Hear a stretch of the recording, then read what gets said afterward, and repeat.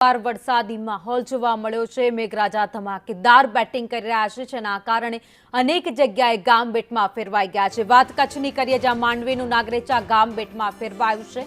પ્રાથમિક શાળા અને ગ્રામ્ય પંચાયતમાં પાણી ભરાઈ ગયા છે। શાળામાં પાણી ભરાતા વિદ્યાર્થીઓને હાલાકી પડી રહી છે।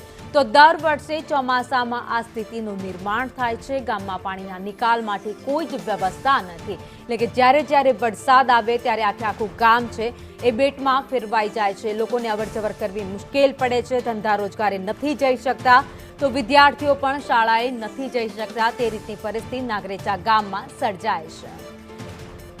તો આ દ્રશ્યો તમે નાગરેચા ગામના જોઈ રહ્યા છો। કચ્છનું આ નાગરેચા ગામ જે વરસાદી માહોલ વચ્ચે આખું બેટમાં ફેરવાઈ ગયું છે।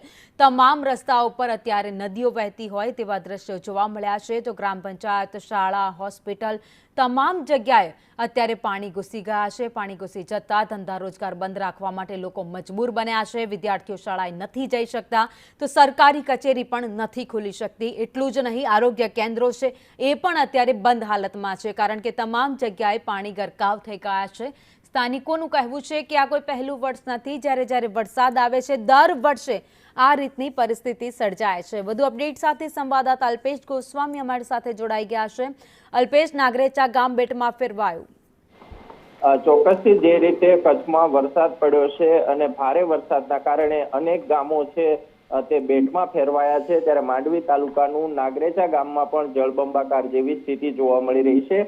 ગામની પ્રાથમિક શાળા અને પંચાયત ઘર છે ત્યાં પણ પાણી ભરાયેલા છે, જેના કારણે લોકોને સ્કૂલે જવું અથવા તો પંચાયતમાં કોઈ કામકાજથી જવું હોય તો તેમને ભારે હાલાકીનો સામનો કરવો પડી રહ્યો છે। દર વર્ષે ચોમાસામાં આ જ પરિસ્થિતિ અહીંયા જોવા મળતી હોય છે, અને અત્યારે પણ જે રીતે પાણી ભરાયા છે તેના કારણે ક્યાંક ને ક્યાંક લોકોને હાલાકી વેઠવાનો વારો આવ્યો છે। ભાવિની, આભાર માહિતી માટે। તો નાગરેચા ગામના દ્રશ્યો, જ્યાં તમામ જગ્યાએ તે વરસાદી પાણી ગરકાવ થઈ ગયા છે।